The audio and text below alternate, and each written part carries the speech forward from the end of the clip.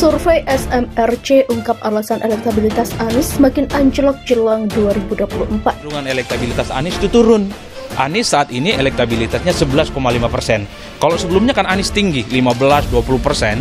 Andai Pilpres itu dilakukan hari ini, saya menduga kenapa elektabilitas Anies ini turun dalam waktu dekat ini. Karena banjir yang terjadi di Jakarta sejak 1 Januari itu cukup efektif membunuh kredibilitas Anies sebagai gubernur DKI. Elektabilitas survei itu tentu saja menjadi salah satu patokan bagi kami, dan kami PDI Perjuangan juga Pak Ganjar sudah memahami bahwa dinamika naik turunnya elektabilitas dalam survei itu harus dikaji secara matang dan dicerna secara lebih mendalam. Namun yaitu salah satu hal yang harus kami lakukan adalah bagaimana kemudian bisa mendorong Pak Ganjar untuk bisa bukan saja surveinya naik, tapi memang bisa diterima oleh rakyat.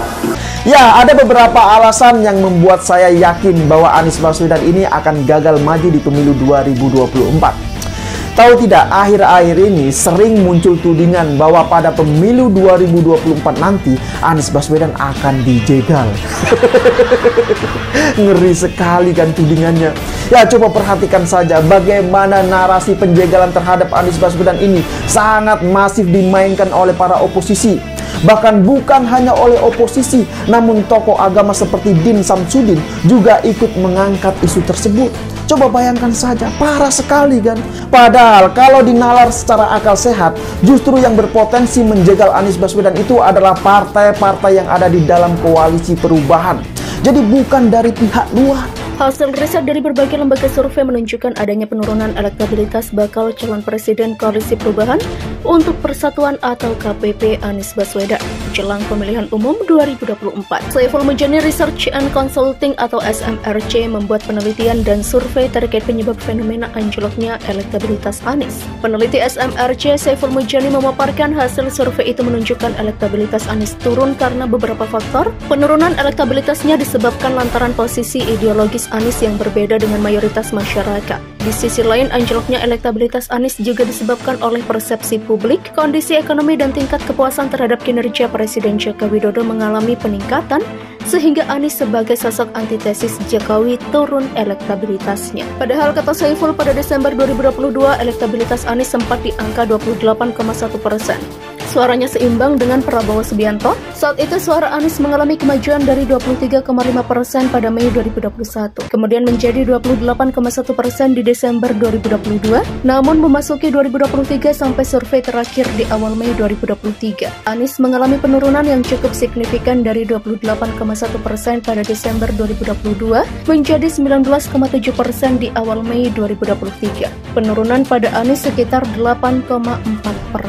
Jika Anies batalnya Pres, Prabowo kalahkan Ganjar di 2024. Sementara itu, Lingkaran Survei Indonesia atau LSI dan ICA juga merilis hasil survei terkait berbagai kemungkinan yang akan terjadi jika Anies batal maju sebagai capres di 2024. Dengan demikian hanya diramaikan oleh dua pasangan calon dan digelar satu putaran. Peneliti LSI dan ICA Ade Mulyana menuturkan jika Prabowo Subianto unggul jika head-to-head dengan Ganjar Pranowo dalam satu putaran. Elektabilitas Prabowo mencapai 50,4%, sedangkan Ganjar hanya 43,2%. Namun masih ada 6,4% menyatakan tidak tahu atau tidak jawab. Ade menjelaskan alasan mengapa terjadi peningkatan elektabilitas Prabowo ketika head-to-head dengan Ganjar. Hal tersebut terjadi karena migrasi pemilihan Anies yang tak berimbang. Mayoritas pendukung Anies lebih banyak berpindah ke Prabowo dibanding migrasi ke Ganjar. Saiful Mujani Research and Consulting atau SMRC membuat penelitian dan survei terkait penyebab fenomena anjloknya elektabilitas Anies. Peneliti SMRC Saiful Mujani memaparkan hasil survei itu menunjukkan elektabilitas Anies turun karena beberapa faktor. Penurunan elektabilitasnya disebabkan lantaran posisi ideologis Anies yang berbeda dengan mayoritas masyarakat.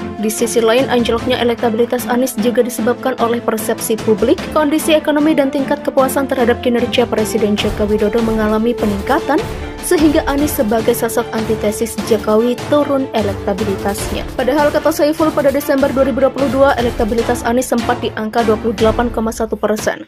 suaranya seimbang dengan Prabowo Subianto. Saat itu suara Anies mengalami kemajuan dari 23,5% pada Mei 2021, kemudian menjadi 28,1% di Desember 2022, namun memasuki 2023 sampai survei terakhir di awal Mei 2023, Anies mengalami penurunan yang cukup signifikan dari 28,1% pada Desember 2022 menjadi 19,7% di awal Mei 2023. Penurunan pada Anies sekitar 8,4%. Jika Anies batal nyapres, Prabowo kalahkan Ganjar di 2024. Sementara itu, Lingkaran Survei Indonesia atau LSI dan IJA juga merilis hasil survei terkait berbagai kemungkinan yang akan terjadi jika Anies batal maju sebagai capres di 2024. Dengan demikian hanya diramaikan oleh dua pasangan calon dan digelar satu putaran. Peneliti LSI dan IJA Ade Mulyana menuturkan jika Prabowo Subianto unggul jika head to head dengan Ganjar Pranowo dalam satu putaran.